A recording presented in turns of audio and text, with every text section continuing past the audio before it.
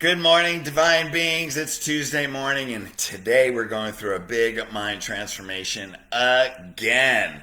Okay, so are your beliefs getting you what you want? Are your beliefs getting you what you want? You only have one problem in life. We only ever have one problem.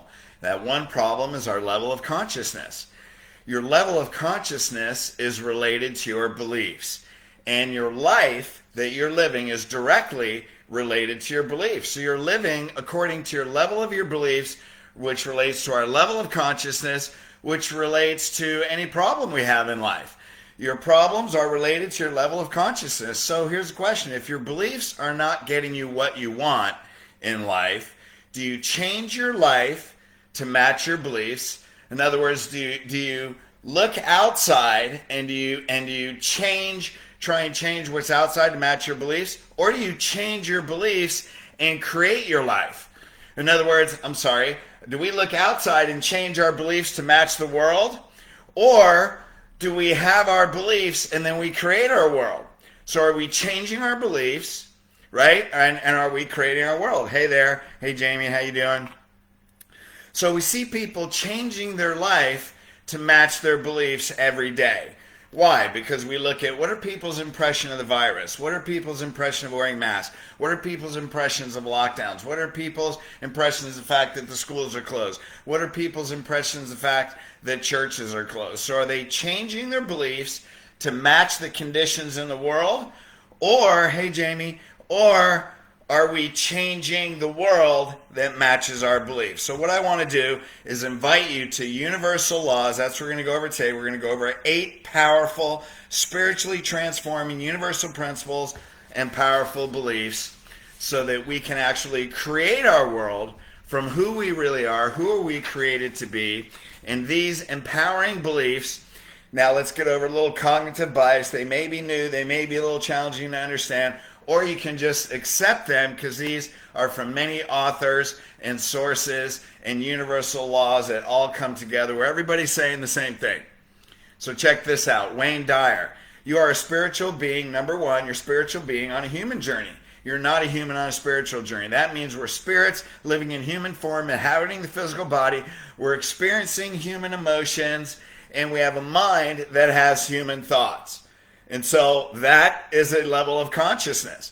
So are you living according to your humanity or are you referencing your divinity? That's number one. Number two, God created humankind in his image. Genesis 1:27. You are a spirit in the likeness. It's called in the likeness of God. If that means if we are like God, then his spiritual presence is within us, that we are divinity first. We're a spirit having a human experience. That means we can tap into all of the universe, into everything God created, because that's inside of us, and we are inhabiting this physical body to create something great, our purpose in the physical world. That is our potential. Potential is possibility unrealized. That's what potential is.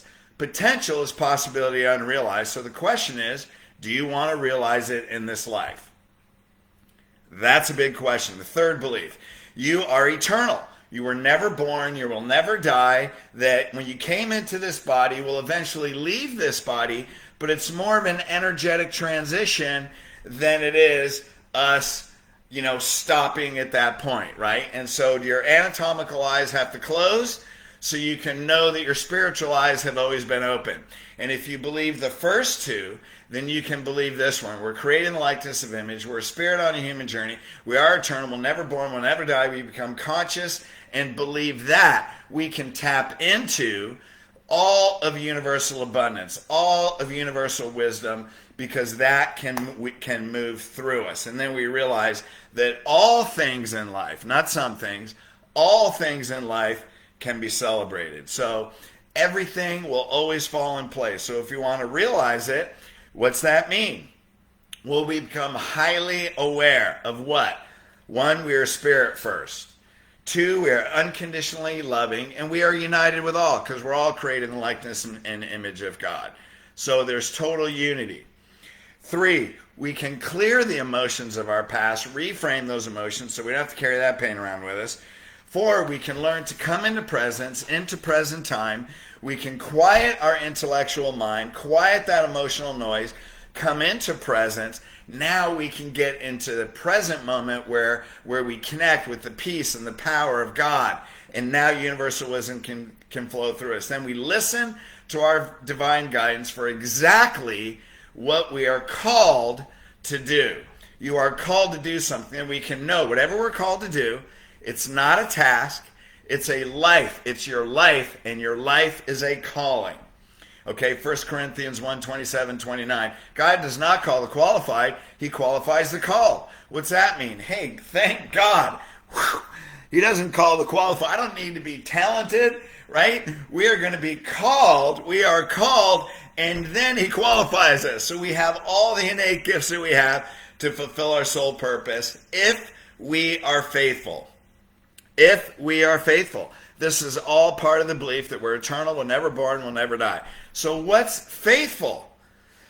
Okay, you are eternal, so we follow our divine guidance. Because we are eternal, we stay connected. Because we're in the likeness and image of God, we stay connected.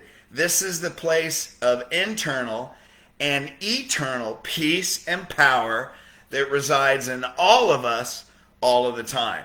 So here's 5 things. 5 things on this one belief that you are eternal. Okay, ready? 1, if you have to follow to lead. You have to follow. Here's the irony of this.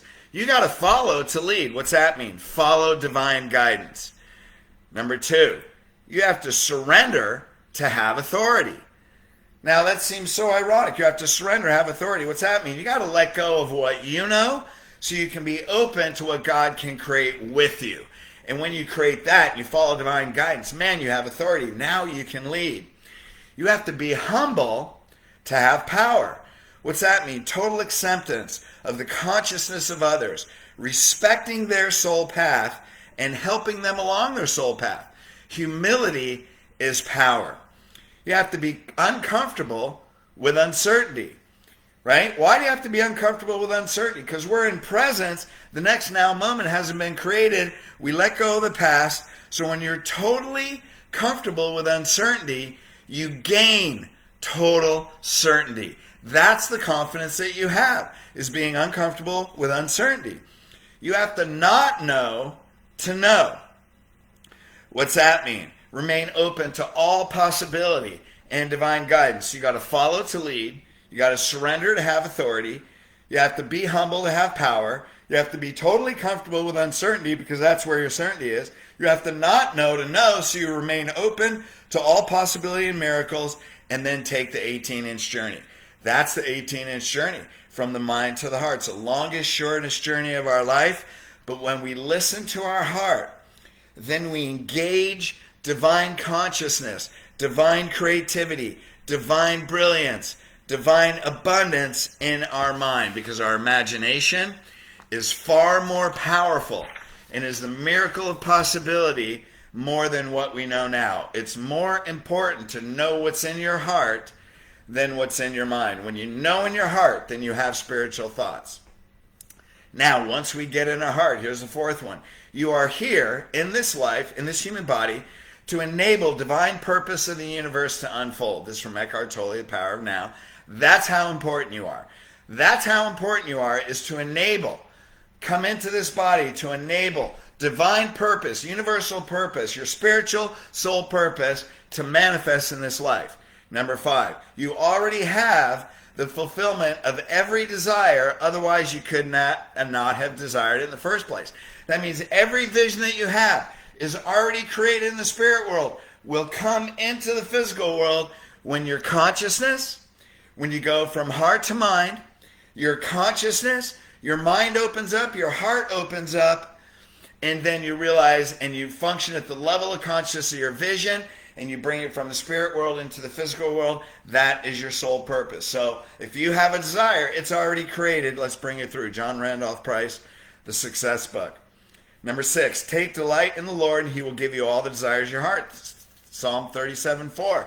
So if all the desires are already created, then stay connected. Now it says, take delight in the Lord. Have gratitude that we're a spiritual being. The universe moves through us, that God is within us, that we're being supported by the universe. And all, how many? All the desires of your heart will be fulfilled. Number 7, you feel most on purpose when you're giving your life energy away to serve others. That's Wayne Dyer, The Power of Attention. Man, that's it. When you're giving yourself away to serve others, help them along their soul purpose, that's when you feel the most on purpose. Here's the last one. Fall in love. This is Wayne Dyer, Power of Intention.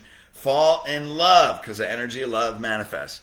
Powerful manifesting energy. Fall in love with what you are doing and let that love come from the deep inner dwelling place of spirit. That means when your spirit is running your mind, when we move from mind to heart, and our heart is giving us divine thoughts, is showing us divine guidance, is giving us divine creativity and abundance.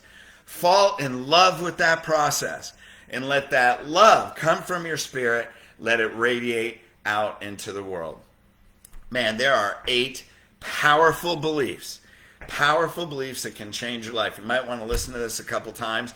By the way, everything I went through today, last week on You're More Powerful Than You Think Facebook page, we did 3 one-hour sessions.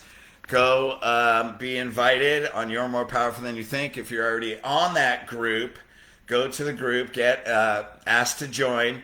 And when we let you in, go listen to those 3 hours. Today is just a few brief minutes of a whole hour-long session I gave on day 3 that will totally transform your beliefs, help you be more congruent with your soul purpose, help you go from mind to heart so your heart can have divine thoughts and you can have more power, fulfill your soul purpose, be above all the stuff that's going on in the world, and then we can serve others and create a new world with total unity. Why? Because thy will be done on earth today as it is in heaven, and that's why we are here. All right, go to You're More Powerful Than You Think. Check out those live events, and love you guys. See you next week or sooner if you're on the You're More Powerful Than You Think page. All right, love you. Take care.